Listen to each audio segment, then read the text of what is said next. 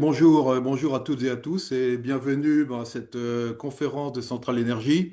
Thème, faut-il remettre le prix du carbone au cœur du débat? On est très content d'accueillir Cédric Régimbach, que je vous présenterai rapidement si entre-temps Damien n'arrive pas. Juste quelques mots sur Centrale Énergie.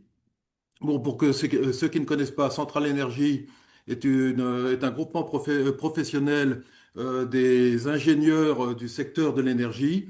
Et ce groupement professionnel regroupe les cinq écoles centrales, Paris, Lyon, Nantes, Marseille et Lille, si je ne me trompe pas, voilà. Et Paris avec Supélec. On organise, pour ceux qui ne le savent pas, bon, des conférences sur un rythme régulier, à peu près une fois par mois, sur des sujets d'actualité autour de l'énergie. Juste Cédric, bah, écoutez, je ne sais pas s'il faut le présenter parce que vous le connaissez bien, juste ce qui avait été envoyé. Donc Cédric est ingénieur diplômé d'École centrale de Nantes. Il a été directeur du think tank The Shift Project entre 2010 et 2016. Et puis il est surtout l'auteur de la fresque du climat et le fondateur de l'association éponyme, la fresque du climat, qu'il a présidée pendant 5 ans. Bon, je ne vais pas en dire plus aujourd'hui sur les activités de Cédric. Je vais lui passer la parole pour qu'il continue à se présenter et puis qu'il nous parle de son sujet autour du carbone. Ben voilà, Cédric. Je- Merci Romain, merci, bonjour à tous, bonne année. Pour compléter la présentation, je vais surtout vous donner des actualités qui sont que j'ai identifié en effet depuis un certain temps qu'il y a un vrai sujet sur le prix du carbone. En fait, j'ai surtout réalisé récemment que on ne prenait pas suffisamment au sérieux ce sujet-là et qu'on n'en parlait pas assez en fait. Et c'est une prise de conscience assez récente. Ça fait un peu moins d'un an que je me suis dit, il y a vraiment un problème avec ça, il va falloir s'en occuper beaucoup plus sérieusement. Voilà, donc, c'est pour ça que j'ai commencé à traiter de ce sujet en lisant des rapports là-dessus, en rencontrant des économistes, en rencontrant un certain nombre de personnes pour essayer de faire en sorte que ça émerge dans les débats auprès des médias, dans les événements, les tables rondes, etc. Voilà, donc euh, c'est un projet assez large. Je suis également en plein dans l'écriture d'un livre sur ce sujet, donc sur pourquoi est-ce qu'il faut parler du prix du carbone. Euh, et là, je vais vous faire une présentation qui retrace un peu les réflexions que j'ai eues depuis quelques mois et donc, si vous voulez, c'est un petit peu basé aussi sur le contenu du livre à venir. Euh, et ce qui m'intéressera surtout, c'est d'échanger à la fin, d'avoir vos questions, vos réactions. N'hésitez pas à me challenger, dire là où vous êtes d'accord, pas d'accord. C'est évidemment dans cette histoire plus une envie de lancer le débat que de faire des propositions. Alors même si je fais des propositions aussi, je les fais dans un esprit d'ouverture et de débat, puisque c'est un sujet qui est vaste, compliqué, qui est politique et qui donc n'est pas tranché d'avance, même si les économistes il y a un certain consensus sur certaines questions, pas sur toutes. Euh, il n'empêche qu'il y a encore beaucoup de choses à définir sur le plan politique et c'est ce dont on va parler. Alors, on est parti. On va faire un petit rappel. Je vais faire un rappel sur la fin de enfin, il y a un résumé d'une autre conférence. Je ne sais plus si je l'ai déjà faite à Centrale Énergie, la conférence sur l'équation de Kaya. C'est une conf que je fais depuis plusieurs années. Et si vous êtes intéressé, vous tapez mon nom sur Google avec équation de Kaya et vous tomberez sur des conférences, soit en mode TEDx en un quart d'heure, soit en trois quarts d'heure ou plus. Et donc, si ça vous a interpellé, je vous invite à aller la regarder plus en détail. Mais là, ce que je voulais, c'était reprendre quelques grandes conclusions de ce que je développe dans cette équation, dans cette conférence sur l'équation de Kaya.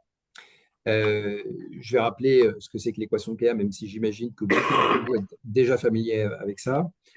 Alors attention, il y a encore des gens qui n'ont pas fermé leur micro. Si vous pouvez fermer le micro de tout le monde, ce sera plus Oui, Guy? pratique. Merci. Alors, l'équation de Kaya, ça consiste à poser que CO2 égale CO2. Ensuite, on multiplie et on divise par l'énergie, le PIB et la population. Ça permet d'avoir quatre termes qui sont plus ou moins indépendants les uns des autres. Un qui est l'intensité carbone de l'énergie, combien ça émet de CO2 de produire un kilowattheure d'énergie. un terme qui est l'intensité énergétique de l'économie. Combien est-ce qu'il faut de kilowattheures pour faire un point de PIB? Ensuite, on a le PIB par tête et la population. Donc, si les émissions de CO2 sont le produit de ces... Pour faire baisser les émissions de CO2, étant donné qu'elles sont le produit de ces quatre termes, ça veut dire qu'il faut forcément faire baisser un ou plusieurs de ces termes. Donc, on peut faire la décarbonation du mix énergétique, on peut jouer sur l'efficacité énergétique, on peut faire de la décroissance et on peut également tuer tout le monde, ce qui pourrait évidemment résoudre le problème. Mais comme on va tuer personne, on va plutôt jouer sur les autres termes, décarbonation, efficacité ou décroissance. Et ce que je voudrais vous montrer, c'est que quand on... alors déjà, on va regarder la contribution de chacun des termes aux variations de CO2 au cours du temps. Vous voyez ici, sur la décennie 1980-1990, la contribution de chaque terme. La population augmente, il y a de la croissance économique, et on n'arrive pas trop à compenser ça par les gains d'efficacité ou la décarbonation du mix. Donc, il y a une légère progression des émissions de CO2 à la fin de la décennie. Les décennies suivantes, c'est le même schéma. On voit qu'il y a de la croissance, une augmentation de la population, et que ce n'est pas complètement compensé par les gains de productivité. Si je mets sur le même graphique ces 4 décennies pour voir un petit peu ce que ça donne, on se retrouve avec un graphique qui sort du cadre. Et si je le remets à l'échelle, voilà ce qu'on voit. Donc, il y a une augmentation de la population, il y a beaucoup de croissance économique et on voit qu'il y a également beaucoup de gains de productivité. Mais ces gains de productivité, ils sont loin de compenser l'augmentation de population et la croissance économique. Donc, à l'arrivée, les émissions de CO2 augmentent. Donc, la croissance économique qui vient plus que compenser les gains en efficacité, c'est ce qu'on appelle l'effet rebond, voire le paradoxe de Jevons. Je ne m'étends pas plus là-dessus, si vous voulez, on pourra y revenir dans les questions, parce que quand on va parler du prix du carbone, ce sera important aussi de refaire le lien avec cette histoire d'effet rebond. Alors, en gros, plus notre économie est efficace et plus, en fait, elle accélère. Donc, les gains d'efficacité ne permettent pas, malheureusement, à long terme, de baisser les émissions de CO2, naturellement, en tout cas. Alors, cette équation de Kaya, j'ai remarqué qu'elle était marrante parce que les termes sont dans l'ordre dans lequel on a l'habitude de les prendre quand on s'intéresse au sujet. On commence par prendre conscience qu'il y a un problème avec le climat, donc on part du terme de gauche avec le CO2. On comprend qu'il va falloir faire baisser les émissions de CO2 de au moins moins 5% par an au niveau mondial et beaucoup plus dans les pays développés, évidemment. Le premier réflexe serait de se dire, ben, c'est simple, il suffit de décarboner tout le mix énergétique. Et donc là, quand on regarde de plus près la quantité d'énergie fossile qu'on brûle aujourd'hui, la difficulté à déployer des énergies renouvelables ou nucléaires à la bonne échelle, on se dit que ça ne va pas forcément suffire. Donc, on se dit que peut-être il va falloir aussi faire de l'efficacité énergétique pour essayer de restreindre la consommation d'énergie. Et là aussi, les chiffres sur le passé nous disent qu'on a gagné entre 1 et 2% par an au cours des dernières décennies. Donc, même si on fera un peu mieux à l'avenir, il y a assez peu de chances qu'on arrive à faire du moins 5% par an, voire encore plus, si jamais on voulait avoir de la croissance en même temps. Voilà. Donc, derrière ce terme se cache la question du découplage. Euh, et, euh, et là-dessus, je suis aussi en train de travailler sur un article qui fait un point sur les travaux de certains économistes qui ont également fait de la physique et qui regardent la dépendance de l'économie à l'énergie. Ce que voient ces économistes qui sont un petit peu hétérodoxes, c'est que l'économie est très dépendante de l'énergie pour fonctionner. Alors, ce n'est pas du 1 pour 1, hein, ce n'est pas 1, 1% d'énergie en moins qui va nous faire un point de PIB en moins, mais c'est de l'ordre de 1 pour 1,5. Donc, si on avait 1% d'énergie en moins demain, on aurait un demi-point de PIB en moins. Alors que les économistes, pour une grande partie d'entre eux, ils vont considérer qu'un point 1% d'énergie en moins, ce sera 0,05% de PIB en moins seulement. Voilà. Donc, je propose de vous faire passer cet article quand il sera prêt auprès auprès de la communauté Centrale Énergie. Ce sera un petit peu pointu, mais intéressant pour ceux qui sont passionnés par ce sujet-là. Le découplage est donc pas si simple que ça, et par conséquent, ça pose la question de la décroissance. Et donc, on se pose la question de est-ce qu'il ne faudrait pas se serrer la ceinture pour réussir à sauver le climat. Et puis, il y en a qui constatent également que finalement, la population n'est pas tellement prête à le faire et que peut-être ça va se résoudre par une baisse de la population. Donc, c'est ce qu'on appelle les collapsologues. C'est un peu également la conclusion du rapport du Club de Rome, où on se dit, bah, pour des raisons de limite des ressources, on va à la fin tous mourir. Voilà. Alors, c'est un constat qui est pas très joyeux. Je vous propose de dépasser un petit peu ça. La première chose qu'on va faire, c'est qu'on va faire apparaître un nouveau terme dans l'équation de Kaya parce qu'elle n'est pas elle est pas complète. Et ensuite, on la prendra dans l'autre sens. Donc, le terme que je vais faire apparaître dans l'équation de Kaya, et ça consiste à regarder euh, ces deux termes-là, l'efficacité de l'économie et le besoin par personne. C'est des termes qui contiennent le PIB. On se rapporte au PIB. Or, le PIB, il n'est pas un très bon indicateur pour parler de ce dont on a vraiment besoin par personne. Alors, j'imagine que un bon nombre d'entre vous êtes au courant des débats autour du PIB. Si ça vous intéresse, il y a eu un rapport qui s'appelle le rapport Fitoussi, Zen, Amartya et Zen, euh, qui, ah, pardon, Fitoussi, oui, Stiglitz, Fitoussi et Zen, qui, qui a été commandé par Sarkozy à l'époque et voilà, qui fait des propositions pour compléter le PIB par d'autres indicateurs. Mais si on se dit que le PIB peut représenter à la fois la production industrielle et par ailleurs qu'il est censé également représenter les besoins assouvis par l'économie, hein, le service rendu par l'économie, et si on réfléchit un petit peu au fait que quelquefois on produit pour rien, donc il y a du gâchis, que quelquefois on est le seul à utiliser un outil, une voiture ou autre, alors qu'on pourrait le partager, quand on réfléchit que la durée de vie des produits elle est limitée, alors que si on voulait vraiment, on pourrait les faire durer plus longtemps, on se rend compte qu'il y a des pistes pour assurer les mêmes besoins avec moins de production. Assurer les mêmes besoins avec moins de production, c'est faire une forme de découplage entre les deux termes que vous voyez là, en jaune et en bleu, violet. Et donc, on a cassé notre équation de Kaya et pour la réparer, on introduit ce qui va différencier la production et les besoins et ce que je vais appeler l'intensification des usages. Donc, on peut très souvent faire mieux avec moins. Voilà. On peut augmenter la durée de vie des produits, on peut mutualiser des objets, on peut éviter le gaspillage et tout ça, ça permet d'assouvir plus de besoins avec moins de production.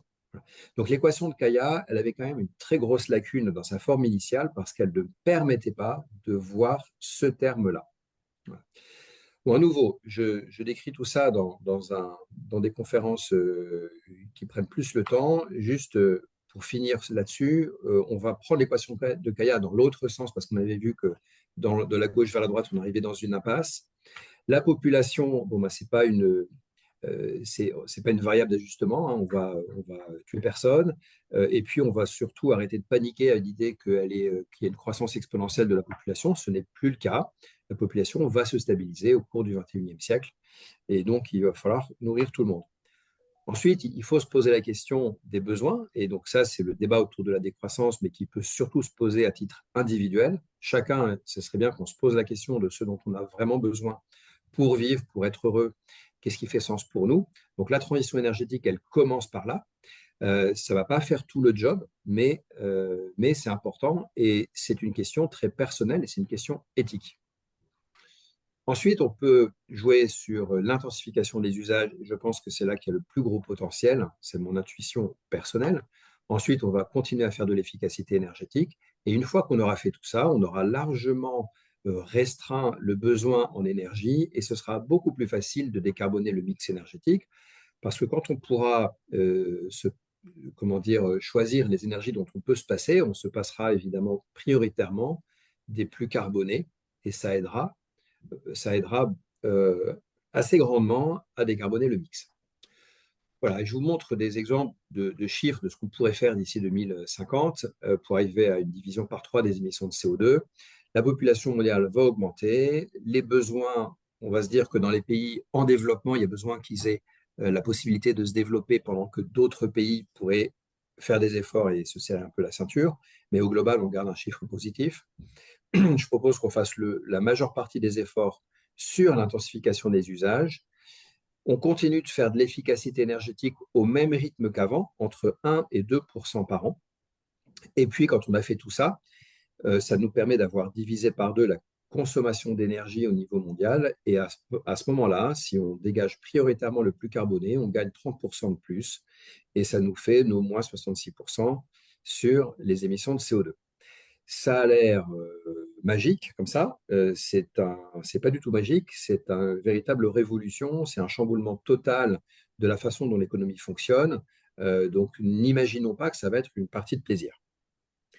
Surtout que si on laisse l'économie se comporter comme elle le fait d'habitude, on va voir le phénomène qu'on a étudié, qu'on a vu il y a quelques secondes, c'est-à-dire l'effet rebond. Voilà. Même si on réussit à faire beaucoup d'intensification des usages, est-ce que ça va permettre de faire moins de CO2 ou au contraire d'assouvir plus de besoins? Voilà. Et ça, c'est la grande question. Pour éviter l'effet rebond, il va falloir mettre des contraintes sur le CO2. Et donc, c'est ce dont on va parler juste après. Il va falloir mettre en place des taxes carbone, des quotas de CO2, peut-être également du réglementaire, et ça à une très, très grande échelle et à des niveaux très élevés. Voilà. J'attaque donc la partie maintenant sur le prix du carbone. Et donc, le principe, c'est de mettre un prix au carbone sur la périphérie du système économique. Vous voyez les roues dentées, là, c'est le système économique. Et il faut augmenter la pression du prix du carbone. Et à l'intérieur de ces contraintes, le système économique va se réorganiser. Donc, cette petite animation, elle était là pour illustrer l'idée que l'économie est agile et il faut lui faire confiance pour se réorganiser sous les contraintes qu'on va lui appliquer avec le prix du carbone. Donc, je vais faire un petit sondage. Vous avez accès à la discussion dans le chat là. D'après vous, pourquoi est-ce qu'il faut mettre l'intégration des externalités négatives? Exactement, c'est bien ça l'idée, c'est les bons termes. Intégrer, internaliser les externalités. Le changement climatique est une externalité négative, c'est-à-dire que quand on fait tourner notre économie, il y a un coproduit qui est les émissions de CO2, ça casse le climat et ça va nous retomber sur la figure. Voilà. Donc ça, c'est une externalité négative. Au passage, on attaque beaucoup les économistes sur le fait qu'ils seraient beaucoup trop confiants dans le marché. Il y a un consensus très partagé chez les économistes autour du fait que, bien sûr que non, le marché ne va pas résoudre le problème du climat tout seul. Le marché est déficient par rapport à un problème comme celui du changement climatique. Voilà. Donc, pour internaliser l'externalité qu'est le changement climatique, il va s'agir de lui mettre un prix, ce qui va permettre de rendre rentable la décarbonation. Voilà, je vois que j'ai mis des... Hop, voilà, c'est bon. Petit sondage à nouveau, comment mettre un prix au carbone? Donc on s'est posé la question du pourquoi, maintenant c'est le comment. Quels sont, d'après vous, les mécanismes qui permettent de mettre... Alors le SEC, en effet, c'est les quotas de CO2, taxes ou marché, voilà. Donc dans les grandes lignes, vous avez bon, c'est-à-dire que vous avez naturellement cité, pourquoi je n'arrive pas à remettre, arrêter le partage, et je vais repartager, hop. Vous avez naturellement pensé aux deux grands mécanismes qui sont la taxe et les quotas de CO2. Alors, on va parler de la taxe carbone, on va parler des quotas de CO2, et après, on parlera également du réglementaire. Et vous allez voir qu'en fait, quand on fait du réglementaire, ce qui est une autre stratégie pour mettre en place des politiques climatiques, quand on fait du réglementaire, derrière ce réglementaire se cache souvent un prix du carbone qui ne dit pas son nom.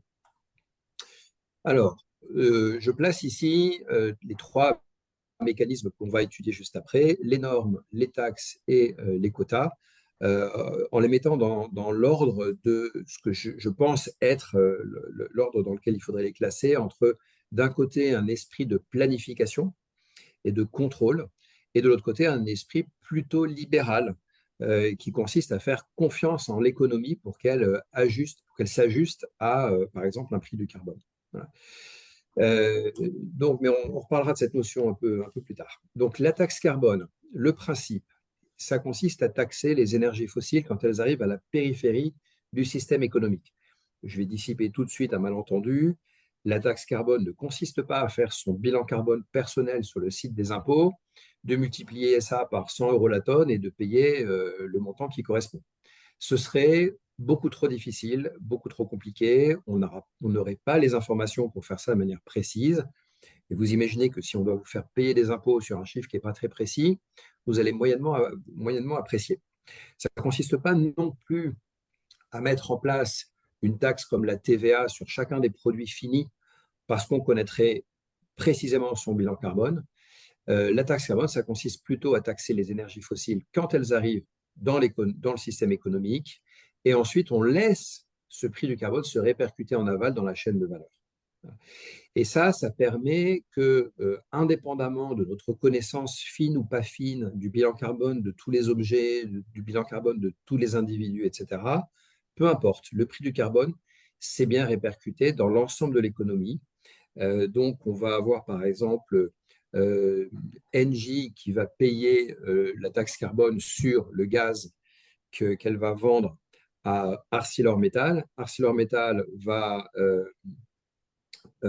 intégrer ce prix du carbone, enfin, donc le prix du gaz va augmenter pour eux, et donc le prix de l'acier qu'ils produisent va également augmenter, et donc ils vont répercuter en aval ce prix du carbone. Imaginons que vous ayez un fabricant de roulement à billes qui achète cet acier. L'acier devient plus cher, le roulement à billes est un petit peu plus cher, et à la fin, quand vous achetez votre skateboard, ben, il y a un roulement à billes dedans qui a un petit peu de carbone en amont, et vous payez sans le savoir la taxe carbone. Voilà. Et peu importe si vous n'êtes pas capable de savoir exactement combien il y en a dedans de la taxe carbone, peu importe le prix, le signal prix est arrivé jusqu'au destinataire, jusqu'au consommateur final. Voilà. Et le but est évidemment d'impacter la consommation et de limiter la consommation des biens les plus carbonés de promouvoir la consommation de ce qui est le moins carboné. Alors, on parlera de qu'est-ce qu'on fait du bénéfice de la taxe dans une slide plus tard. Je vais maintenant parler des marchés de quotas de CO2. Ça concerne 11 000 gros sites industriels en Europe qui représentent 45% des émissions de CO2 à peu près. On leur donne à chacun un droit à émettre et puis on le fait baisser chaque année. Et ensuite, on laisse ces acteurs échanger des quotas entre eux. Donc, si on a un acteur qui est capable de faire des économies de CO2 à 20 euros la tonne, il va en faire, et il va en faire, si possible, au-delà de ses objectifs de réduction, parce que ça va lui permettre d'émettre des quotas de CO2 qu'il va pouvoir vendre à ses petits camarades qui, eux, n'auront pas réussi à réduire autant. Mettons que dans une autre région, il y a une autre entreprise qui est sur des technologies différentes et que pour elle, ça va plutôt coûter 200 euros la tonne de CO2 évité. Et par conséquent, cette entreprise-là se dit 200 euros, c'est au-delà du prix des marchés, je m'y mettrai plus tard. Et donc, dans l'intervalle, elle va acheter des quotas à ceux qui réussissent à faire de la décarbonation pour moins cher. Alors, l'idée comme ça d'avoir des quotas de CO2, ça pourrait sembler être une forme de droit à polluer et ça pourrait être considéré comme quelque chose d'immoral. Il ne faut pas voir du tout les choses comme ça. Déjà, il ne faut pas voir le CO2 comme quelque chose de mal. Certes, on a un problème avec le CO2, mais c'est ni bien ni mal d'en émettre. On en émet tous et il faut sortir d'une vision qui serait manichéenne où on dirait voilà ce qui est bien, voilà ce qui est mal. C'est ni bien ni mal. C'est juste que ça pose un problème et il va falloir réduire nos émissions de CO2. Donc ne voyons pas les droits à émettre comme quelque chose d'immoral. C'est au contraire, il faut voir le marché de quotas de CO2 et le prix du carbone comme une incitation à se décarboner. Et le fait que l'on puisse s'échanger des quotas de CO2, ça permet d'aller faire les réductions de CO2 prioritairement aux endroits où c'est le plus efficace. Et ça, c'est très important. Ça permet de faire la décarbonation par ordre de merit order ou ordre de mérite, c'est-à-dire on commence par ce qui est le plus rentable ou ce qui est le moins cher et on va vers ce qui est de plus en plus cher. Donc, au fur et à mesure que le prix du carbone augmente, il va rendre rentable des projets qui coûtent de plus en plus cher par tonne de CO2 évité. Pourquoi c'est important de le faire dans cet ordre-là? Tout simplement parce que ça permettra de faire une transition au global qui sera d'un meilleur rapport qualité-prix ou d'un meilleur rapport efficacité-prix. Si on ne respecte pas l'ordre de mérite, si on ne fait pas les projets du moins cher vers le plus cher, alors on aura soit une transition qui aura coûté trop cher pour le même résultat, soit qui aura atteint un résultat moindre pour les mêmes moyens qu'on aura mis dedans. Et ça, c'est très important parce que la transition énergétique, ça va déjà être un sacré investissement. Si en plus on fait un mauvais investissement parce qu'on n'investit pas dans les meilleures solutions en premier, franchement, on risque de rater notre cible sur le plan politique. Ah, je vais vous mettre une petite animation. Quel est le prix du carbone aujourd'hui? Il a pas mal augmenté depuis quelques mois. Il est à 90 euros sur les marchés de quotas de CO2. Et donc, voilà, on va suivre ça. Peut-être qu'il dépassera les 100 euros. En tout cas, ça fait depuis le mois de septembre qu'il est en progression constante. Au mois de septembre, on était à 75 euros. Ça, c'est le prix sur le marché européen. C'est sur le marché, oui, exactement, sur les marchés de quotas de CO2. J'ai Parce que oublié de préciser ça. J'ai fait une description du marché de quotas de CO2 européen, même s'il n'est pas le seul marché, hein. Il y en a dans d'autres pays du monde. Simplement, c'est le plus important aujourd'hui et c'est c'est celui qui est historique, en tout cas à cette échelle-là. C'est celui qui est le plus significatif au niveau mondial. il y a aussi des marchés de quotas volontaires où le prix est actuellement bien inférieur. On en parlera plus tard. Les marchés de quotas volontaires, c'est autre chose. Ce n'est pas une contrainte qui est mise sur l'économie. Donc, on est plutôt dans le domaine de la RSE et de la bonne conscience des entreprises. Mais je garde ça pour le débat par la suite, si vous voulez. Alors, quelques valeurs de prix du carbone au sens large, hein, sur le marché de quotas de CO2, le SEC ou l'ETS, il est à 90 euros en ce moment. La taxe carbone en France, elle est à 45 euros. Petite parenthèse sur la taxe carbone en France, elle a été mise en place, je ne vais pas dire de bêtises, je ne vais pas m'avancer sur les chiffres, mais en tout cas, elle a été gelée à partir de 2018-2019 suite aux Gilets jaunes. Et à l'heure actuelle, donc le prix de la taxe carbone aurait dû augmenter continuellement. J'ai oublié de préciser ça dans la présentation tout à l'heure, hein. Le principe d'une taxe carbone, c'est que le prix du carbone augmente régulièrement avec le temps et elle aurait dû, à l'heure qu'il est, être au-dessus de 100 euros la tonne. Voilà. On l'a bloqué depuis les Gilets jaunes et on n'a pas réussi à relancer le débat sur le sujet et à relancer l'augmentation du prix de la taxe carbone.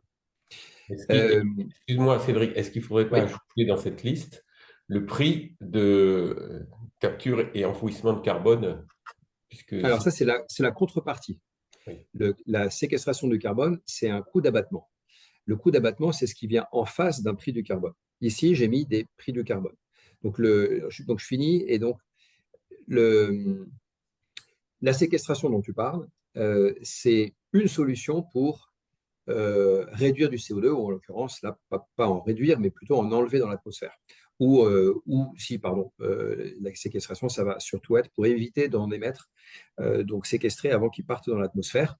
Donc, c'est une solution de décarbonation qui a un coût par tonne de CO2 évité. Alors, en l'occurrence, il y a pas mal de débats sur la séquestration, et puis je ne suis pas un grand expert, mais suivant les études, on entend parler des choses qui vont entre au moins 100 euros et à plusieurs centaines d'euros. Voilà.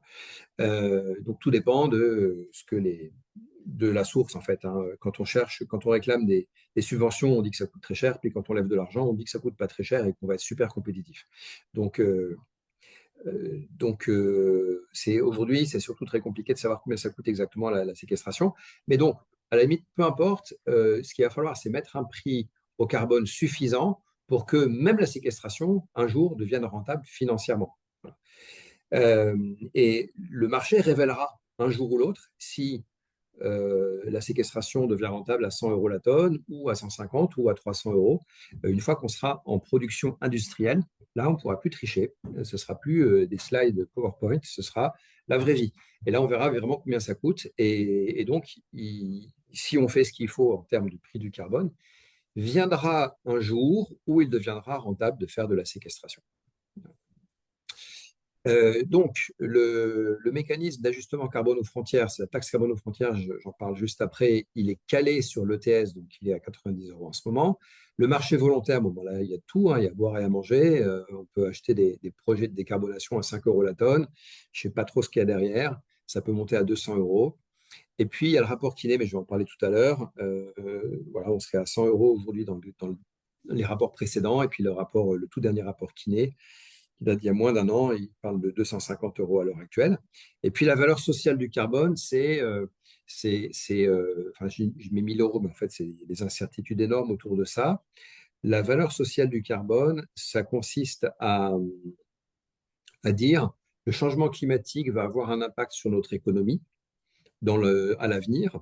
On chiffre cet impact, on l'actualise avec un taux d'actualisation à la date d'aujourd'hui et on dit combien ça coûte. Voilà. Et donc là, c'est 1000 € ou plus, hein, ça peut être plusieurs milliers d'euros. C'est très dépendant des hypothèses que l'on prend. Et c'est ça qui permet de dire que le coût de l'inaction est bien supérieur au coût de l'action, hein, puisqu'on estime qu'on devrait pouvoir décarboner l'ensemble de l'économie avec plusieurs centaines d'euros la tonne de CO2 évitée. Et par ailleurs, le coût social du carbone, il est de 1000 ou plusieurs milliers d'euros. Voilà. Donc il y a de l'ordre d'un facteur 10 entre le coût de l'action et le coût de l'inaction. Alors, si on compare taxe carbone et quota de CO2, voilà ce que l'on peut dire. Dans la taxe carbone, on connaît le prix à l'avance, mais on ne connaît pas exactement l'impact sur les baisses d'émissions qui auront lieu grâce à cette taxe carbone. On peut également dire que les flux financiers passent par l'État et il n'y a pas de marché à terme. Avec les quotas de CO2, on ne connaît pas le prix du carbone à l'avance, mais on connaît les baisses d'émissions. C'est-à-dire que la donnée d'entrée, c'est combien on alloue de quotas au marché, aux personnes concernées. Et ensuite, les entreprises vont réagir, investir dans la transition, s'échanger des quotas et on va constater un prix du quota de CO2 sur le marché. Les flux financiers se font entre les entreprises et pas par l'État. Alors ça change avec le temps parce que plus le temps passe et moins il y a de quotas gratuits. Donc en fait, il va y avoir de plus en plus de flux financiers vers l'État. Mais à l'origine, la première version des quotas, c'était que des flux financiers horizontaux entre les entreprises. Et il est possible de créer un marché à terme sur les marchés de quotas de CO2 pour essayer d'anticiper l'offre et la demande sur le futur. Alors, qui préfère quoi? Moi, j'ai le sentiment que les activistes du climat, et les gens qui sont les plus engagés sur le changement climatique, ont tendance à préférer la taxe carbone, alors que les entreprises ont tendance à préférer les marchés de quotas de CO2. Si on réfléchit, les activistes, en fait, les gens qui sont très concernés par le climat, devraient préférer un système qui garantisse une baisse des émissions. Et donc, devraient préférer en toute logique un marché de quotas de CO2, parce que ça garantit un résultat en termes de CO2. Les entreprises, elles devraient préférer un système qui donne de la visibilité sur le prix du carbone. Parce que pour piloter son compte de résultat, c'est bien plus facile de connaître le prix du carbone à l'avenir que de se dire ce sera un marché qui va révéler ce prix plus tard. Et donc, il se trouve que c'est plutôt le contraire. On a des militants qui vont préférer une taxe carbone parce qu'ils ont le sentiment que ça fait payer les méchants pollueurs que sont les entreprises. Donc, on est un peu dans le registre du vocabulaire du bien et du mal, hein. C'est mal de faire du CO2, donc on va punir ceux qui émettent du CO2. Et puis, du côté des entreprises, on aime bien la notion de marché. Quand on est un peu libéral sur le plan économique, on se dit un marché, c'est chouette, on peut s'échanger entre nous. Puis en plus, beaucoup d'entreprises ne font pas forcément confiance en l'État pour bien gérer ses finances, et donc elles se disent que l'argent, il est mieux s'il circule directement entre les entreprises que de passer par l'État. Voilà. Et donc, je pense que c'est plutôt une question de vocabulaire qui a fait qu'on a une préférence pour les marchés de quotas de CO2 dans les milieux libéraux économiques et le contraire chez les écolos, mais à mon avis, c'est une mauvaise interprétation de ces deux mécanismes. Alors, je vais parler un petit moment de la valeur tutélaire du carbone ou valeur d'action pour le climat. Et vous voyez ici les valeurs, donc alors c'est pas les mêmes dates, donc vous pouvez pas comparer ligne par ligne, hein, mais dans le rapport Quinet, donc il y a eu des commissions qui se sont réunies, hein, la commission Quinet sous l'égide de Alain Quinet, qui s'est réunie à 3 reprises. La dernière a livré ses résultats en 2025, donc c'est assez récent.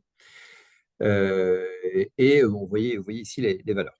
Donc, peu importe les valeurs, en tout cas, bon, elles sont plutôt élevées par rapport à ce qu'on voit sur les marchés de quotas de CO2 ou autres, ou par rapport à la taxe carbone.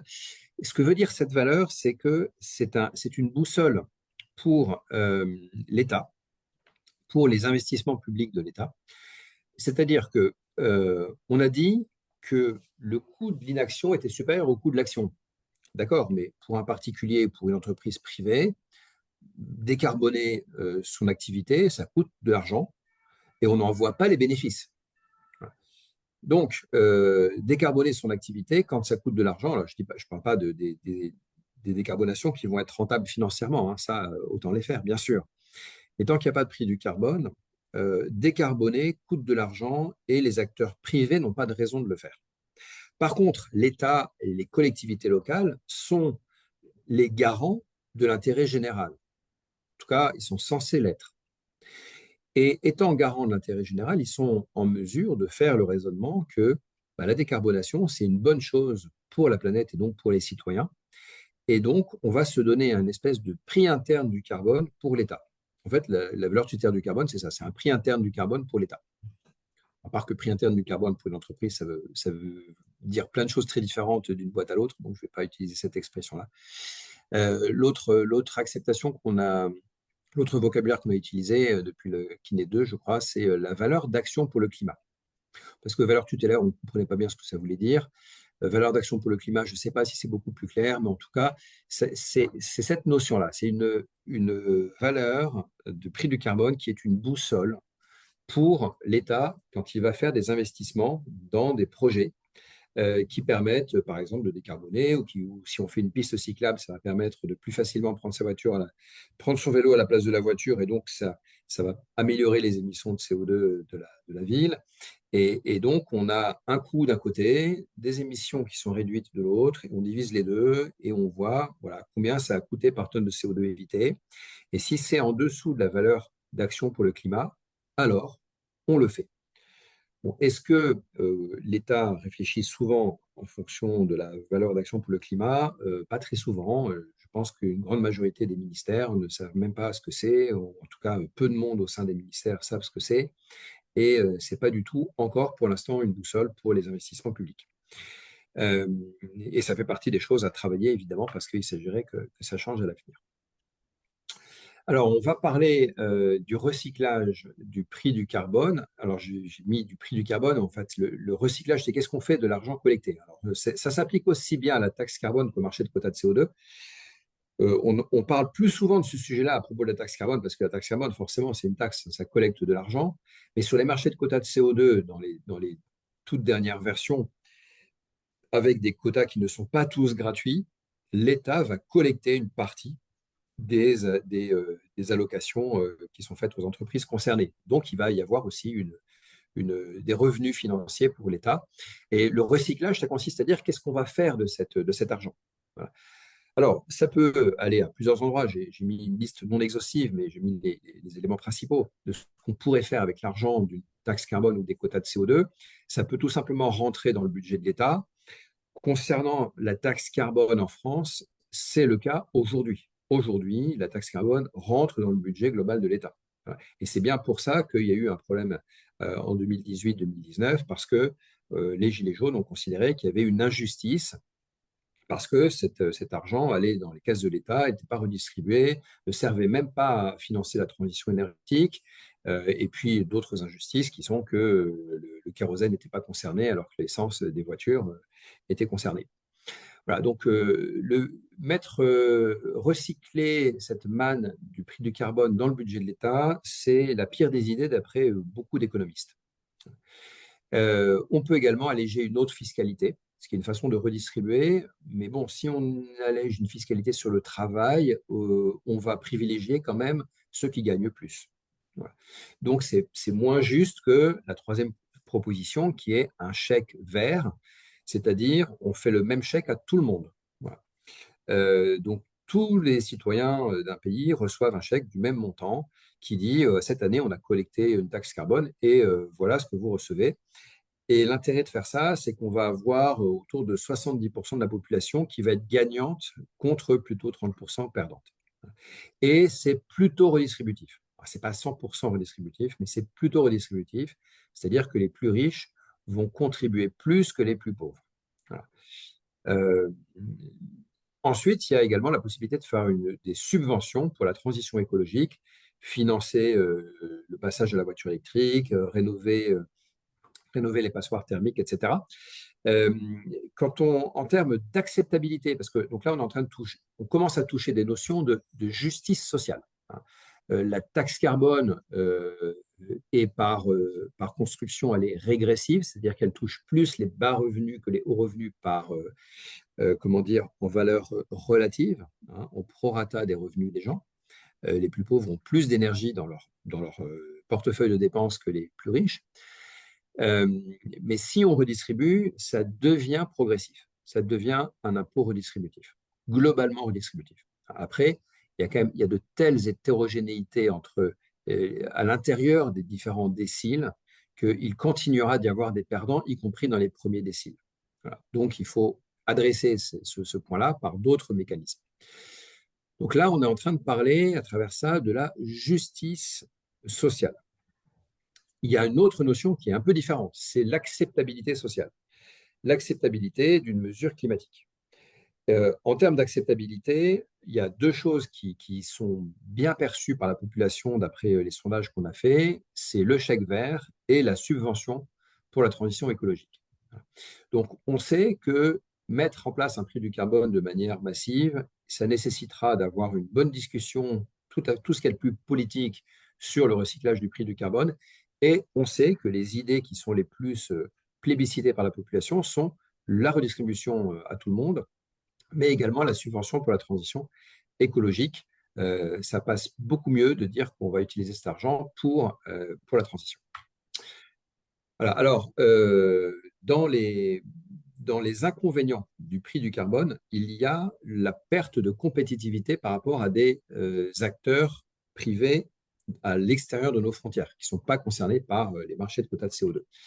Et donc, c'est la raison pour laquelle on a mis en place une taxe carbone aux frontières, qu'on appelle le MACF, le mécanisme d'ajustement carbone aux frontières. C'est un mécanisme qui permet de faire payer certaines matières premières à l'importation. On leur met une taxe qui correspond à peu près à leur contenu en CO2. C'est un chiffre approximatif parce qu'on ne connaît pas exactement leur origine, mais en moyenne, on sait combien il y a de CO2 dans l'acier, l'aluminium. Donc, les matières premières concernées, c'est l'acier, l'aluminium, l'électricité, l'hydrogène, les carburants, les intrants, donc les engrais. Voilà. Les engrais et j'espère que je n'en oublie pas. Je pense que c'est bon.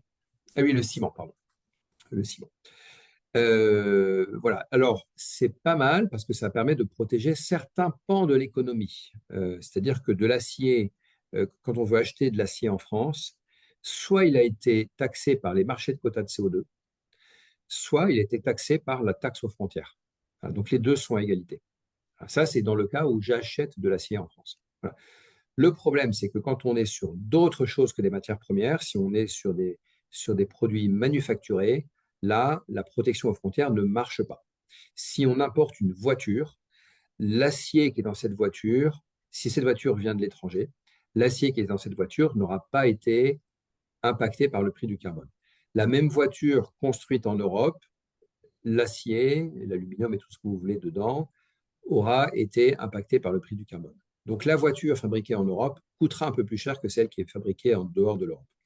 Donc, le MACF a beaucoup de lacunes et il va falloir aller très vite pour combler ces lacunes parce que si on n'élargit pas le spectre des choses que l'on soumet au MACF, on va avoir des pans de l'économie qui seront véritablement mis en danger par le prix interne du carbone en Europe. Taxer des choses qui sont autres que des matières premières va présenter des grandes difficultés techniques parce qu'on ne connaît pas le bilan carbone de tout ce qu'on importe. C'est très compliqué. Mais il va falloir y aller progressivement. C'est déjà dans les tuyaux au niveau de l'Europe. Et je pense que de toute façon, on n'a pas trop le choix. L'intérêt du mécanisme d'ajustement aux frontières, c'est qu'il peut permettre une forme de contagion, c'est-à-dire que les pays qui veulent absolument nous vendre des objets, plutôt que de se faire taxer aux frontières, ils vont peut-être préférer finalement mettre en place un prix du carbone chez eux, de manière à ne pas payer la taxe carbone aux frontières. Parce que si on appelle ça un mécanisme d'ajustement, c'est dû au fait qu'on ne va payer que le delta, que le différentiel de prix du carbone entre le prix du carbone du pays exportateur et le prix du carbone du pays importateur. Donc, si on a un pays qui a déjà un prix du carbone à 30 euros, il importe des matières premières en Europe où le prix du carbone est à 90 euros, mais il paiera la différence de 60 euros. Voilà pour la taxe aux frontières. Et on va parler du réglementaire avant d'ouvrir les questions. Le réglementaire, ça consiste à interdire des choses ou à les obliger. Et donc, c'est une autre façon de faire. C'est une façon qui est plus dans le contrôle. Parmi vous, il y en a peut-être qui ont animé des fresques du climat. Quand on anime une fresque du climat, quand on a fait le constat, on laisse les gens s'exprimer. Ils vont tout de suite dire très spontanément, il faudrait interdire ceci, il faudrait interdire cela. C'est un réflexe hyper naturel, hyper humain de se dire, on va interdire. Et il y a aussi un truc qui est très dans le réflexe des humains, c'est de vouloir être dans le contrôle. Voilà. Donc le réglementaire, on est plus dans l'esprit du contrôle versus le prix du carbone qui est plus dans le lâcher-prise. Le prix du carbone, ça consiste à dire on met un prix du carbone et l'économie va se débrouiller avec ça et elle va faire les investissements là où c'est le plus rentable. Voilà. Alors le réglementaire, c'est justement son inconvénient, c'est que ça ne va pas forcément respecter l'ordre de mérite et ça ne va pas forcément permettre de faire les investissements au meilleur endroit, au meilleur prix. Quelques exemples de choses qui relèvent plus du réglementaire que d'un prix du carbone. Alors, bonus-malus automobile, c'est une forme de prix du carbone indirect, mais c'est le vrai prix du carbone qui découle du bonus-malus automobile, il est à 1 500 euros la tonne de CO2 évité. Alors, c'est très, très élevé. Les normes d'émission des automobiles en Europe, c'est également beaucoup plus élevé que le prix du carbone. Vous savez que les constructeurs automobiles sont censés respecter une certaine des grammes de CO2 au 100 km qui sont sur l'ensemble de leur flotte et ne pas dépasser ça. Donc, ils sont obligés d'investir énormément en R&D pour baisser les émissions de leurs véhicules et ça leur coûte beaucoup d'argent. La réglementation thermique, la réglementation énergétique 2020, donc c'est concernant le bâtiment, les normes sur les bâtiments. Je n'ai pas mis le prix parce que c'est très variable. Mais pour certaines rénovations de vieilles passoires thermiques où on fait une rénovation pas trop chère, on va gagner 2 classes, 3 classes et voilà, on va s'en sortir, ça va être rentable. Mais des rénovations pour passer d'une classe B à une classe A ou dans des cas très compliqués, ça va coûter très cher et ça peut revenir à largement plus de 1 000 euros la tonne de CO2 évité de rénover les bâtiments. Voilà, donc c'est extrêmement variable. Les coûts induits par la réglementation thermique sont extrêmement variables. Et concernant les logements, toujours, interdiction de louer un logement en classe F, je n'ai pas le prix qui correspond, à nouveau parce que c'est extrêmement variable d'un logement à l'autre. Et voilà, ça c'est pour illustrer le fait que quand on met en place une interdiction ou une obligation, le coût à la tonne de CO2 évité des gestes de décarbonation qui vont découler de cette réglementation est extrêmement variable. Il n'a pas forcément été anticipé par le législateur et ça ne va pas forcément nous faire les investissements de décarbonation dans l'ordre le plus logique. Et ça, c'est l'argument principal contre le réglementaire versus le prix du carbone. Alors, ça peut s'améliorer parce qu'on peut essayer d'imaginer du réglementaire qui soit le plus possible en cohésion, en cohérence avec le prix du carbone, la valeur d'action pour le climat qu'on s'est donné comme boussole. Voilà.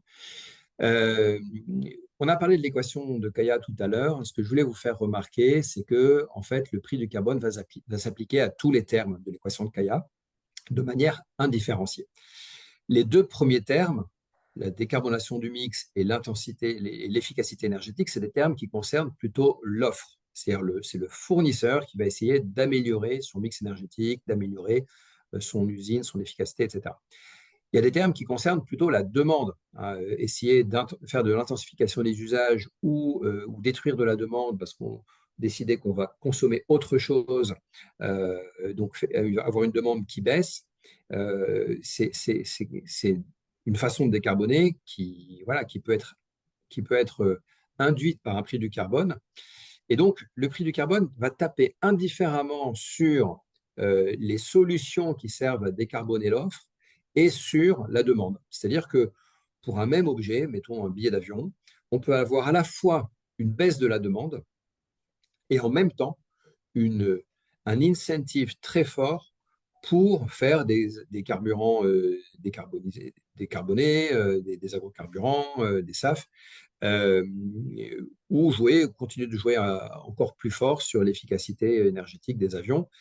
On a gagné 1% par an depuis des décennies, ben, peut-être qu'à l'avenir, on va essayer de gagner 2% par an en mettant beaucoup plus d'argent dans la R&D parce que ce sera rentabilisé financièrement grâce au prix du carbone. Voilà. Donc, le prix du carbone, il est agnostique par rapport au débat qui est décroissance versus technosolutionnisme. Le prix du carbone ne prend pas parti dans ce débat. Il permet d'adresser l'ensemble des solutions. Et je vais conclure là-dessus. À force depuis quelques mois de travailler là-dessus, j'ai eu le sentiment qu'en fait, il y a plusieurs débats qui sont imbriqués les uns dans les autres sous forme de poupée russe. On peut débattre de la taxe versus les quotas de CO2. Et là, franchement, moi, j'ai une préférence pour la taxe pour certaines raisons, mais les quotas, ils sont de toute façon en place, je n'ai rien contre, c'est très bien. Franchement, on peut débattre. Il y a des avantages, des inconvénients dans les deux cas. Bon, il y a débat. Ensuite, il y a un autre débat. Donc, ce débat de taxe carbone versus quota, il est un débat à l'intérieur des solutions pour mettre un prix au carbone. Mais après, il y a une poupée russe un cran au-dessus qui consiste à débattre du prix du carbone versus le réglementaire. J'ai essayé de vous brosser vite fait les arguments pour ou contre le prix du carbone réglementaire tout à l'heure. Et vous pourrez réagir parce qu'il y a évidemment des choses à redire là-dessus. Parce qu'il faudra évidemment du réglementaire dans certains cas, parce que le prix du carbone ne pourra pas tout faire. Mais voilà, on a ce débat, prix du carbone versus réglementaire.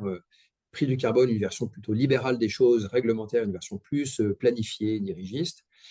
Mais la réalité, c'est qu'il y a un débat encore au-dessus de celui-là, qui est de savoir si vraiment on veut changer les règles du jeu. Et alors, ça fait 1 heure qu'on parle de changer les règles du jeu, ça semble une évidence, et j'imagine que pour beaucoup de monde qui suit Centrale Énergie, c'est une évidence qu'il faut changer les règles du jeu. Mais regardez autour de vous, en fait, en ce moment, qui travaille sur modifier le prix du carbone? On fait tout le reste. En fait, on passe notre temps à faire tout le reste. On fait des bilans carbone, on compte, on fait des rapports extra-financiers, on fait des fresques du climat, on sensibilise les gens, et c'est super important. Mais on n'est pas en train de mettre un prix au carbone quand on fait tout ça. On fait de la responsabilité sociétale des entreprises. Enfin, bref, on fait tout ce qu'on peut faire à défaut d'avoir un changement de règle du jeu. Et je pense qu'il faut vraiment qu'on se réveille parce que c'est grave. C'est grave de ne pas plus travailler sur les changements de règles du jeu et de rester omnubilé sur les changements individuels, les changements d'imaginaire, les gestes individuels, la responsabilité sociétale des boîtes. Évidemment qu'il faut faire tout ça. Mais franchement, ce ne sera jamais au niveau de ce qu'on peut faire avec des changements de règles du jeu, qu'elles soient réglementaires ou prix du carbone. Et après, on débat sur comment est-ce qu'on veut les mettre en place. Voilà pour ma conclusion et je propose de passer aux questions. Merci d'abord Cédric, c'est très pédagogique et donc c'est important parce que c'est un sujet, je crois, qui reste d'actualité malgré un certain nombre d'acteurs qui le mettent un peu de côté. Juste une petite remarque, c'est que l'utilisation des recettes liées à une taxe carbone, ça a été tenté en France et ça a marché. ça a été la première expérience de taxe carbone qui a été mise en place d'abord pour le fuel domestique de chauffage. Et face à cela, l'État a mis en place la prime à la cuve. Et ça a marché, il n'y a pas eu de gilet jaune à ce moment-là. C'est dans la deuxième extension, lorsqu'il s'est agi d'élargir la taxe carbone au carburant, avec un État qui a voulu en faire une recette du budget de l'État, qu'il y a eu des réactions et on peut attribuer notamment une partie des gilets jaunes à cette situation. Il y aurait eu une prime au réservoir d'essence, notamment pour les ménages qui avaient le plus de difficultés à payer leur parcours nécessaire pour aller travailler ou je ne sais, peut-être il n'y aurait pas eu des réactions aussi vives avec les gilets jaunes. Ça, c'est le premier point. Le deuxième point que je voulais souligner, j'y reviens, c'est le prix de capture et séquestration du carbone. Je crois que c'est important de le signaler et éventuellement de suivre les évolutions des essais qui sont faits dans la mer du Nord, ailleurs, aux États-Unis aussi, sur le prix de la réalisation de capture et enfouissement, parce que ça donne un plafond, en quelque sorte, économique de ce qui... Je suis pas complètement d'accord avec toi. Ah, moi je pense que si. Parce que si on a, Vas-y, comme ça finis semble ta être phrase. le cas aujourd'hui, euh, prix de capture et séquestration à 150 euros la tonne, par exemple, ça bouge pas beaucoup depuis une dizaine d'années. J'avais posé la question à Pouyanné et c'était déjà dans ces eaux-là. Ça veut dire que on peut largement faire toutes les actions qui sont à moins de 150 euros la tonne de CO2 en réduction d'émissions, mais que peut-être après, il y a d'autres questions à se poser. Voilà. Et puis j'aurais eu une troisième intervention, mais je le ferai plus tard. Merci. Ouais, je suis d'accord hein, sur la théorie de ce que tu dis. La séquestration pourrait représenter une borne supérieure du prix du carbone à condition, juste un petit détail, qu'il y ait des gisements suffisants pour nos émissions actuelles. Aujourd'hui, on est en train de parler d'un truc qui est epsilonesque par rapport à la taille des émissions qu'on a par ailleurs. On est sur du, je ne vais pas dire de bêtises, mais entre le millionième et le millième de nos émissions, enfin, même plus proche du millionième que du millième, je pense. Et donc, ça va faire comme pour les gisements de pétrole. On commence par aller chercher du pétrole à 10 dollars le baril, puis après, on va chercher un peu plus profond et un peu plus profond, et ça finit à 100 dollars le baril. Donc, pour la séquestration, ça va être pareil. On va faire les premiers projets, c'est ceux qui sont à proximité des industries, avec des gisements qu'on maîtrise bien, des anciens gisements d'énergie fossile. Pour aller au-delà de ça, donc déjà, on voit bien que si on se contente des anciens gisements d'énergie fossile, forcément le CO2 ne va pas rentrer dans les gisements précédents parce que on extrait du charbon, du gaz et du charbon, du gaz et du pétrole. Le gaz, il est gazeux, mais les autres, ils sont solides ou liquides. Et donc, le CO2, il prend beaucoup plus de place que les liquides et solides d'origine. Donc, par construction, le CO2 émis par les énergies fossiles qu'on a supprimées, il prend plus de place que les gisements d'origine.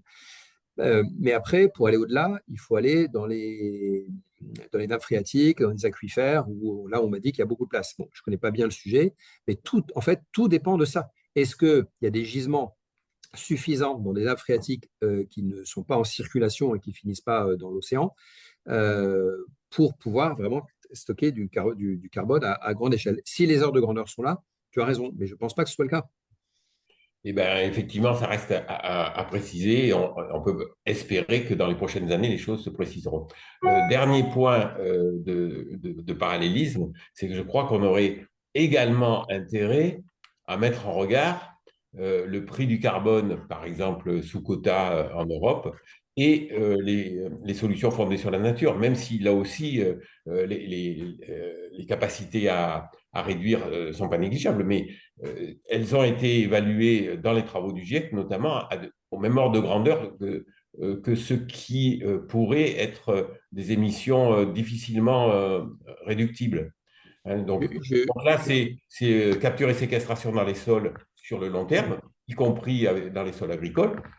C'est extension des forêts et il y a eu des travaux qui ont été faits à l'échelle internationale pour voir où on pourrait mettre des forêts sans gêner l'agriculture actuelle, sans gêner les équipements urbains actuels. Et c'est loin d'être négligeable. Donc on voit bien qu'or, les prix du carbone volontaire ce que j'évoquais tout à l'heure, pour l'instant, ils sont complètement décorrélés des prix du carbone tels qu'on les a en Europe ou qu'on les a en Chine actuellement. Ouais. J'ai oublié de donner une précision. La séquestration, la CCS aujourd'hui, c'est pas de la séquestration directe dans l'atmosphère, hein. Donc, faut faire attention à ça. Si on avait de la séquestration directe dans l'atmosphère à 100 € la tonne, franchement, qu'est-ce qu'on s'emmerde, hein. Mais c'est pas le cas. Donc, en fait, ça ne résout pas le problème des voitures thermiques, ça ne résout pas le problème des maisons qui sont au fioul, etc. Donc, il y a encore plein de choses qui ne sont pas résolues par la séquestration, hein. Donc, il y a ce détail-là quand même à prendre en compte. Et après, même réponse sur les solutions basées sur la nature, c'est une question de rythme. Combien on peut en faire chaque année? Voilà. C'est pas seulement une question de gisement, c'est une question de rythme. L'ordre de grandeur de la déforestation, c'est entre 10 et 20 fois moins que les émissions de CO2. L'ordre de grandeur de la reforestation, comment veux-tu que ce soit plus que ça? Ça peut difficilement être plus que ce qu'on a déjà fait dans le mauvais sens en termes de déforestation dans le passé. Donc Euh, les ordres de grandeur ne sont pas là la pour Chine, la contrer. Chine donne un contre-exemple quand même, hein. Mais comment ça? Eh Ils ben, ont parce que séquestré combien? c'est des milliards d'arbres et c'est des dizaines de millions d'hectares. Non, mais s'ils viennent de les planter, ça absorbe que dalle pour l'instant. Et on verra combien ils survivent à terme. Attends, on t'entend plus, André-Jean. Excuse, ça fait 10 ou 15 ans qu'ils s'y sont mis. Et c'est des surfaces qu'on Et commence à voir depuis le ciel. regardons les volumes. Non, Mais mais je ne dis pas que ça compense aujourd'hui. Je dis ouais. que les ordres de grandeur Hmm. qui ont été documentés par des travaux scientifiques méritent qu'on se penche sur. Voilà. On peut regarder ça. En fait, si tu veux, je vais te répondre autrement. On peut regarder tout ça. Mais est-ce qu'on a besoin de savoir tout ça pour mettre en place les mécanismes Non, non, sur non, le non. prix? Non, En je suis fait, on n'a d'accord. pas besoin. Et ce qui est bien avec l'idée de mettre un prix au carbone, et évidemment, il faudrait arriver à ce que ce soit au niveau mondial et que la Chine rentre dans la danse le jour venu. Le jour où on a réussi à faire ça, nos débats sur est-ce qu'il y a assez de place pour mettre des arbres, est-ce qu'il y a assez de place pour faire de la séquestration, ces débats-là, ils ont lieu sur le terrain, hein. Les industriels, ils seront confrontés à la réalité. Je Ils suis d'accord. vendront ou pas sur le marché leurs tonnes de carbone séquestrées et on verra bien. En fait, Ça n'enlève rien à la pertinence de ta plaidoirie derrière laquelle je m'inscris volontiers. cool. Merci. Est-ce qu'il y a d'autres questions? Je vois, il y a pas mal de réactions dans la Je peux conversation. lire j'ai deux questions déjà qui sont là sur le site SpeakUp, hein. On est convaincu que taxer le carbone est le mécanisme le plus efficace, mais est-ce qu'il y a des évidences expérimentales de cela? En d'autres termes, il y a des théories qui sont très séduisantes, mais quels sont nos retours d'expérience? Oui, alors, j'ai envie d'en donner un qui est suffisamment parlant pour que ce soit peut-être un peu convaincant. Il y a une forme de prix du carbone dans le fait de taxer l'essence en France et en Europe. Voilà. C'est pas un prix du carbone à l'origine, mais n'empêche qu'on taxe. Si on compare la France et les États-Unis, on taxe très fortement l'essence en France, mais pas que, de manière générale en Europe, par rapport aux États-Unis. Et ça fait plusieurs décennies. C'est quoi les conséquences? C'est quoi la taille des voitures aux États-Unis? C'est quoi la consommation des voitures aux États-Unis? Donc oui, bien sûr que ça a un impact. Ça n'a pas forcément un impact du jour au lendemain. Mais vous mettez un prix du carbone sur plusieurs décennies, ça finit par jouer. Et donc aujourd'hui, les États-Unis, dès qu'il y a, comme il n'y a pas de taxe, dès qu'il y a une augmentation du prix du pétrole sur les marchés internationaux, ils se le prennent dans la figure directement, alors que nous, on a le tampon de la taxe, et en valeur relative, ça joue moins. Et comme nos voitures sont moins consommatrices d'essence, on est moins sensible à une augmentation du prix du pétrole que les Américains. Donc ça, c'est un exemple qui est très concret pour dire que oui, le prix du carbone, ça marche. Ça marche en théorie dans la mesure où ce qui est plus cher, en général, on en consomme moins. Moi, je pense qu'il faut être assez gonflé pour challenger une théorie comme celle-là. Ce qui coûte plus cher, on en consomme moins. Après, la question, c'est quel est le bon niveau? Et donc, quel est le bon niveau? C'est la vraie question. Ça veut dire il faut regarder les coûts d'abattement.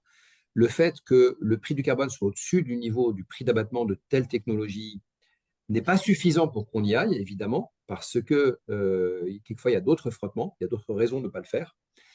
Il n'empêche que ben, le jour où c'est rentable, c'est beaucoup plus facile d'y aller. Et quand on a un prix du carbone qui est à 50 ou 100 euros au-dessus du coût d'abattement d'un projet, ben là, ça va commencer à être vachement plus facile de lancer ce projet. Voilà. On peut peut-être ajouter qu'il y a une évolution en cours du marché carbone européen qui, à partir, je ne sais plus si c'est 1er janvier 2027 ou 2028, va intégrer les carburants. Oui, je ne vais pas parler de ça, oui. Oui, c'est l'ETS2. Donc, l'ETS, c'est le nom du marché de quotas de CO2 en Europe. L'ETS2 qui arrive, il devait arriver dans un an, il arrivera plutôt dans 2 ans.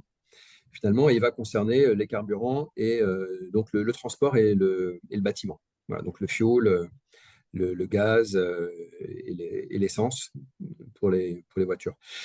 Le mécanisme de mise en œuvre, il n'est pas encore complètement déterminé et on est en train de plancher là-dessus. Et une des raisons pour laquelle c'est vraiment le moment de relancer le débat sur le prix du carbone, c'est que quand ça va nous arriver sur la tronche, ça va faire aussi mal que ce qui a déclenché les Gilets jaunes.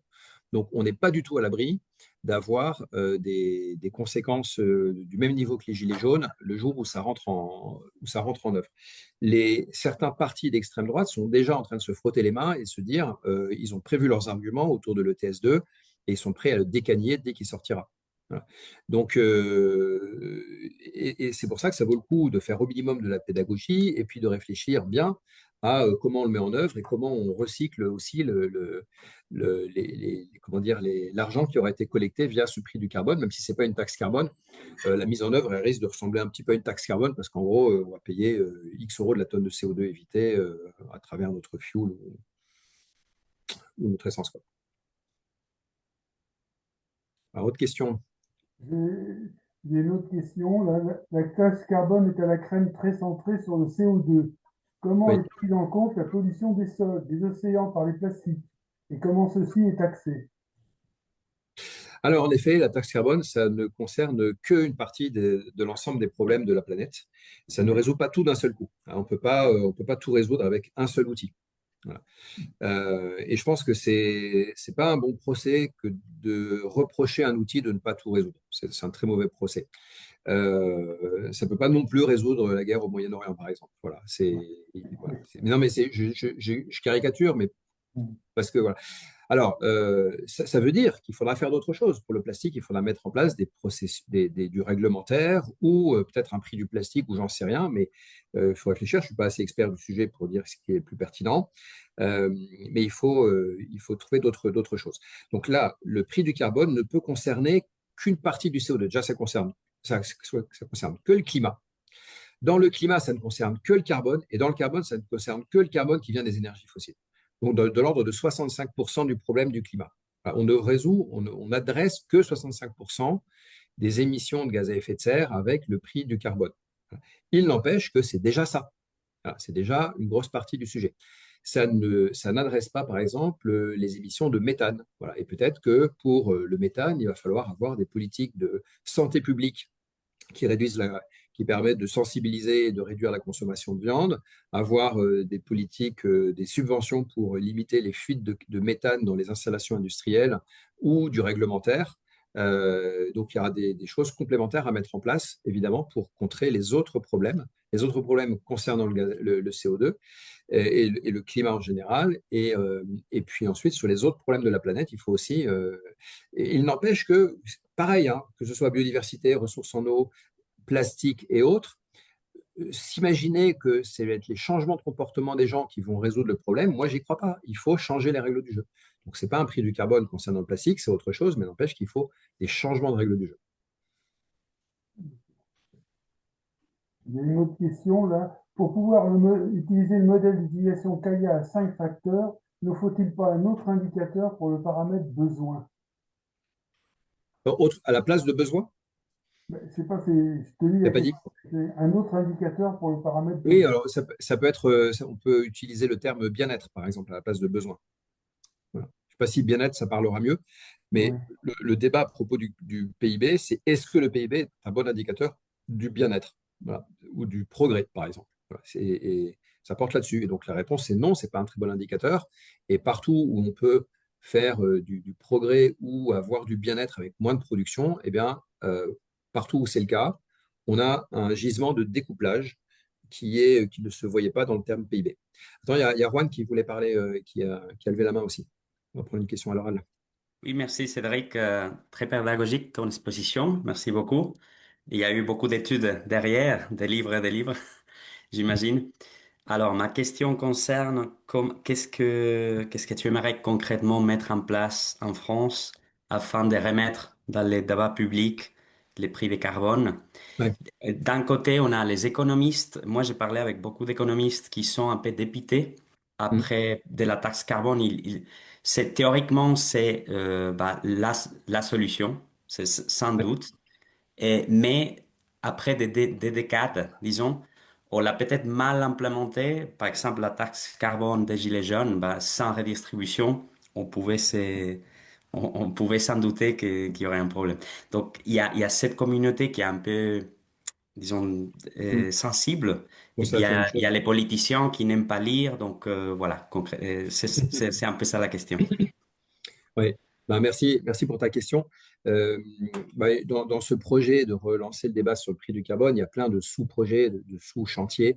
Il y en a un qui consiste à faire en sorte qu'on en parle dans la presse, faire en sorte que ceux qui traitent du sujet dans les médias ne soient pas les responsables environnement, mais soient les responsables économie plutôt que les responsables environnement. Tu vois, j'aimerais bien que aux Échos, au Monde, chez à Radio France, ce soit les spécialistes de l'économie qui traitent du prix du carbone et pas les spécialistes environnement. Ça permettrait de mettre le débat au bon niveau, je pense. Il faudrait faire en sorte que dans toutes les tables rondes, dans tous les événements qui concernent l'environnement ou qui concernent surtout l'économie, on ait des tables rondes sur ce sujet.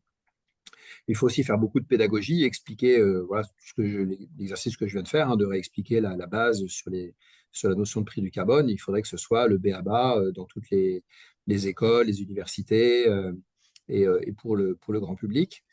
Euh, il y a un chantier qui concerne l'État. L'État est censé intégrer la valeur d'action pour le climat dans ses décisions. Ce n'est pas le cas. Je pense que là aussi, il faudrait des formations pour les fonctionnaires pour qu'ils comprennent ce que veut dire la valeur d'action pour le climat, qu'ils aient, parce qu'il y a le rapport Kiné, mais il y a plein d'autres rapports hein, qui peuvent les concerner. Je pense au rapport Pisani-Ferry notamment, mais pas que. Et il y a je pense qu'il y aurait des formations à monter pour que les fonctionnaires soient au courant du contenu de la plupart de ces rapports qui ont été édités en général par France Stratégie, hein, qui est devenu le Haut Conseil à la stratégie et au plan. Et, euh, et donc ça, c'est du concret, voilà, faire des formations sur ce sujet pour les décideurs. Si on peut compléter, je crois qu'il faut tirer enseignement de l'expérience modeste en France, justement, que j'évoquais tout à l'heure, à savoir, il y a eu une taxe carbone sur le fioul de chauffage domestique qui a été réduite dans ses impacts auprès des ménages qui avaient le plus de difficultés grâce à ce qui a été appelé la prime à la cuve. Lorsqu'il va y avoir élargissement du champ de l'ETS européen 2027-2028, une partie des ventes de quotas aux opérateurs, donc notamment aux raffineurs et aux vendeurs d'essence, de gasoil, etc., reviendra aux États. Ce ne sera pas tout dans le budget européen. Une partie reviendra aux États. Les États, la France, pourraient décider que, pour éviter des réactions comme celle des Gilets jaunes, pourraient décider qu'une partie de cet argent, la totalité, j'en sais rien, revienne notamment pour les ménages qui n'ont pas la capacité de changer leur voiture, n'ont pas la possibilité de déménager pour Ouais. venir au centre-ville, et donc sont obligés de continuer à utiliser des moyens de transport individuels émetteurs de gaz à effet de serre. Ouais. Ce qu'il Voilà. faut éviter, c'est des choses qui iraient à l'encontre du signal prix qu'on a voulu mettre au départ. Par exemple, un chèque énergie, ça, c'est pas la meilleure idée.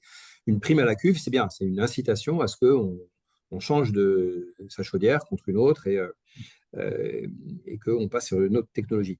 Euh, mais je pense que surtout, il y a un rôle à jouer important pour les banques.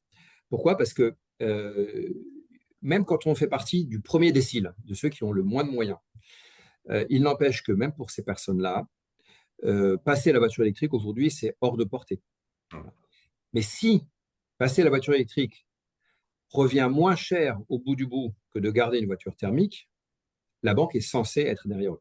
Alors, si vraiment ils ont une capacité d'endettement trop faible, peut-être que l'État va aider un petit peu. Il faut aussi avoir des petites doses de subventions. Il faut faire gaffe aux subventions parce qu'il y a souvent des effets pervers. Il y a l'occasion de tricher, il y a plein d'effets pervers avec les subventions. Mais en tout cas, donc c'est valable pour le passage à la voiture électrique ou la rénovation thermique du bâtiment. Il y a des gens qui pourraient emprunter à la banque au-delà du critère habituel d'endettement, c'est-à-dire 30% ou 33% des revenus qui vont au remboursement des prêts. Il faudrait pouvoir s'endetter au-delà de ce montant dès que on est en train d'investir dans des choses qui vont nous faire des économies par l'avenir. Voilà. Et ça, c'est pas dans le logiciel des banques pour l'instant. Et il faudrait, et les banques qui sont très moutonniers, puis de toute façon, ils sont surtout très réglementés, il faudrait que la Banque de France oblige, ou la BCE, oblige les banques à faire ce genre de calcul ou à changer leurs critères d'octroi pour tous les prêts qui sont faits aux particuliers. Et ça pourrait résoudre le problème de pas mal de monde, y compris dans les déciles du bas, qui vont être impactés fortement par la taxe carbone et qui, pour ceux qui sont très dépendants des énergies fossiles, ça va rester régressif pour eux. Voilà, pour certains d'entre eux, ça va rester régressif et il faut qu'on ait des solutions pour eux aussi. Merci Cédric, c'était très intéressant, toutes ces options. Merci à toi. Je- il y a une question qui a été mise là dans le sujet, mais elle est extrêmement longue. Je vais essayer de la résumer. En gros, il y a quelqu'un qui dit, on parle beaucoup de la taxe carbone, mais est-ce qu'il ne faudrait pas plutôt sensibiliser déjà les gens aux problèmes au départ et faire qu'ils évitent par eux-mêmes de produire du carbone, comme aujourd'hui on a sensibilisé les gens au risque qu'il y a à fumer et qui fait que les gens fument moins. Et c'est après avoir fait ça qu'on a augmenté la taxe sur le tabac. En gros, voilà, c'est de dire sensibilisons d'abord les gens avant de commencer à les taxer, quoi. En gros, c'est ça. Cette question illustre ma dernière slide, qui est que le débat sur est-ce qu'il faut changer les règles du jeu ou pas est un débat. Il ne faut pas sous-estimer ce débat. C'est-à-dire que on n'est pas encore tous d'accord sur le fait qu'il faut changer les règles du jeu. Voilà. Donc la personne qui pose cette question remet le débat sur la table avec la question. Moi, j'ai pas, enfin, je veux bien y répondre, hein. Je pense que évidemment qu'il faut sensibiliser les gens au maximum. Et d'ailleurs, j'ai créé la fresque du climat. J'espère avoir contribué un petit peu à cet objectif avec la fresque du climat. Oui. Évidemment qu'il faut sensibiliser les gens, mais à la fin d'une fresque, si les gens repartent en se disant je vais manger moins de viande, je vais moins prendre l'avion et je vais moins prendre la voiture, c'est bien, mais on n'arrivera jamais à sauver le climat avec juste des changements de comportement individuels. Ça ne marchera pas. Oui. Il faut aussi décarboner l'offre. Il faut baisser la demande, mais il faut aussi décarboner l'offre. Sinon, enfin, tout simplement, on n'y arrivera pas. Et puis, c'est même pas l'optimum économique. Faire juste de la sobriété, c'est pas l'optimum économique. Il y a plein de choses à optimiser dans l'offre. C'est-à-dire, il y a des choses à décarboner voilà. Et donc, quand on se dit, on va faire, c'est quand on fait l'atelier Inventons nos vies bas carbone, et qu'on essaye de viser 2 tonnes par Français, c'est 2 tonnes dans le système actuel avec les facteurs d'émission actuels. Bon, la réalité, c'est qu'en 2050, quand on sera en 2 tonnes, j'espère, quand on sera à 2 tonnes chacun, je l'espère, en fait, les facteurs d'émission, ils auront évolué. Et donc, ce sera beaucoup plus facile d'atteindre 2 tonnes en 2050 parce que le facteur d'émission de chaque objet que l'on consomme aujourd'hui, il aura vachement évolué, il se sera amélioré grâce aux investissements qu'on aura fait dans l'industrie et partout. Et c'est ça qu'il faut avoir en tête. Avec le prix du carbone, on jouera à la fois sur l'offre et sur la demande et sans distinction et on sera au-dessus du débat sur l'offre et la demande. Alexandre. Ouais, donc en fait, on peut discuter longtemps, ça va pas changer grand-chose. Tu as une idée en tête, tu as un plan. Alors justement, c'est ça, c'est quoi le plan maintenant?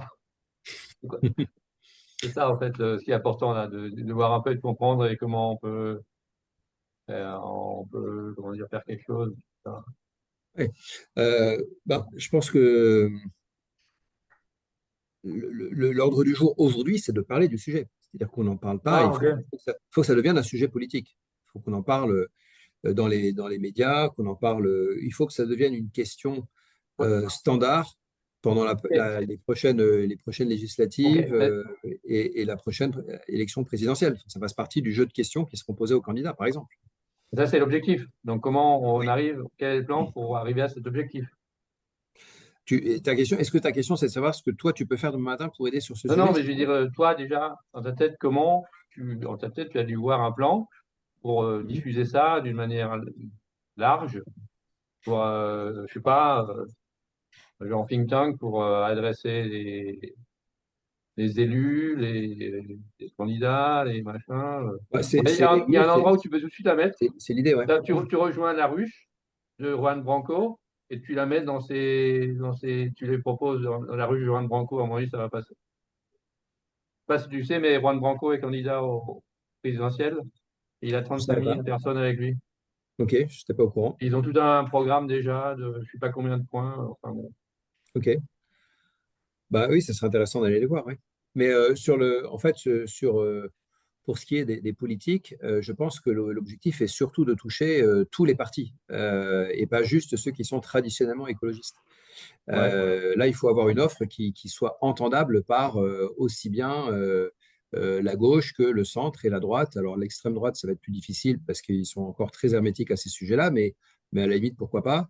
Mais en tout cas, ce qui est sûr, c'est que on peut avoir un vocabulaire qui est compatible avec l'état d'esprit de certains politiciens à droite, notamment en défendant l'idée que le prix du carbone, c'est une mesure de politique publique qui est beaucoup plus libérale dans l'âme que le réglementaire. Ça, c'est des choses qui vont leur parler.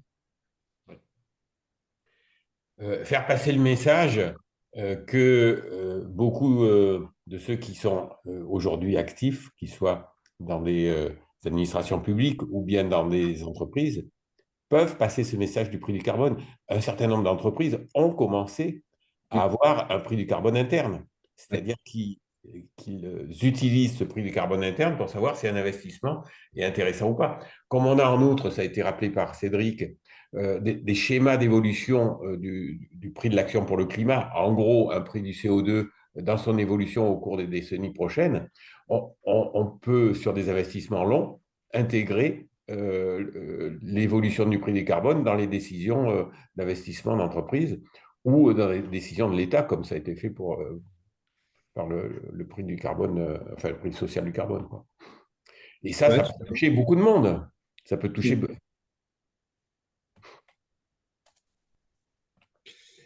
et je suis d'accord. Et le fait de se doter d'un prix du carbone interne dans une entreprise, ça ne résout pas le problème, hein, parce Ah que non, non, d'accord. il faut que, par contre, plus il y a d'entreprises qui le font, plus ça deviendra logique de leur appliquer un vrai prix venu de l'extérieur, parce qu'elles elles seront prêtes. Voilà. Donc, plus il y a de boîtes qui font ça, plus les politiques seront enclins à délivrer ce prix du carbone aux acteurs privés. Ok. Non, mais le plan, c'est quoi le plan? Enfin, je veux dire, comment est-ce que tu vas adresser ça? Tu as déjà fait des assets, à part le PowerPoint que tu viens de montrer, tu as déjà fait des assets, des white papers, ça? Une fresque du prix du carbone. Presque des prix du carbone. Alors peut-être qu'à la fin, ça se transformera en un atelier peut-être qui ressemble à une fraise, je ne sais pas, mais j'en suis pas là. Pour l'instant, moi, je suis en train d'écrire un bouquin. Euh, Ah, c'est une bonne façon de diffuser les connaissances sur le sujet. Et après, en effet, je rencontre énormément de monde sur ce sujet en ce moment. Je rencontre beaucoup d'économistes. Je rejoins ce que disait Juan tout à l'heure. Les économistes sont un peu dépités qu'on n'adresse pas ce sujet-là. Mais ils sont très contents à l'idée qu'on puisse relancer le débat. Euh, et donc, l'idée, c'est de lancer des chantiers qui sont les plus concrets possibles ok. pour que ce sujet avance. Et après, faudra être nombreux et se répartir le boulot. Ok, donc Euh, le bouquin, non, mais le bouquin, c'est bon parce qu'en fait, tu vas nous le faire comme à la Ilian Moundib. Il a sorti son bouquin en décembre dernier, il est partout maintenant. c'est un bouquin sur quoi? Sur l'adaptation. Très bien. Il y a pratiquement rien dedans, hein, je dis, mais je dis, Après, il a sorti le bouquin, sortir un, il est partout. sortir un bouquin, c'est un coup de poker, hein, ça peut marcher comme ça peut ne pas Non, mais je marcher. veux dire, il a réussi à passer à la télé, un Ouais, petit peu, bon, pas mainstream encore, hein, mais ouais. Bah, en tout cas, c'est je plus sais pas si tu facile de connais passer à la Ilian, télé. il est assez du Rousseau. Ok. C'est plus facile de passer à Et la télé si on a écrit un bouquin que si on n'en a pas écrit. Ça, c'est ouais, sûr. ouais, ouais, ouais, dis donc là, c'est la clé, comment dire, c'est le passe-partout. Hmm. Il sort Ouais. quand, tu l'édites quand? Il sort quand? J'aimerais bien au printemps, on verra. Il avait fait sa sortie au Climate House. Ouais. Bon, Ok. bah, il y a mieux encore, hein.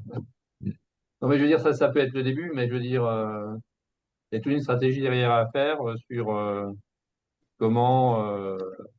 Le Chiffre avait fait ça là pour les présidentielles en demandant à répondre aux questionnaires sur plein de trucs, ouais. Hmm. Enfin bon, disons qu'il y a encore à quoi discuter, mais je veux dire, c'est ça qu'il faut faire maintenant, c'est faire un plan qui démarrera à la sortie de ton bouquin. Et alors attendez, en fait, ce que je vais peut-être vous faire, c'est vous proposer pour ceux qui veulent de s'inscrire sur une liste. Euh, Est-ce que c'est ça? Voilà, je vous mets un lien vers un formulaire si vous voulez vous inscrire sur une liste de diffusion pour être au courant de ce que je ferai à l'avenir sur ce sujet. Donc, à la fois l'écriture du bouquin, mais plus largement le projet de relancer le débat sur le prix du carbone. Alors, elle est où la discussion? Il y a aussi un endroit cocktail, c'est sur Thinkerview. Je sais pas, hein. Au début, je me disais ça, mais depuis, ils ont commencé à tourner bizarre sur Thinkerview. Je ne sais pas Juan si ça va Branco, surveiller les il est délais. passé 4 fois, c'est le chouchou de Sky. Il y a Ouais, tout le mais monde, attends, il y a tout le monde. je réfléchirai avant. Elle est où la discussion? Là, je ne la vois plus. Chat, voilà, c'est là. Oui, c'est Ok, ça. je vous mets le lien. Désolé, c'est un peu Voilà. long. Je vous mets le lien vers un formulaire si vous voulez vous inscrire et suivre les choses à l'avenir. J'essaierai de mettre en place une mini newsletter, donner des infos et ceux qui ont envie de s'impliquer, je vous donnerai je proposerai des façons de vous impliquer dans le. Encore merci, Cédric. Merci à tout le monde. Merci pour l'invitation. Merci Cédric.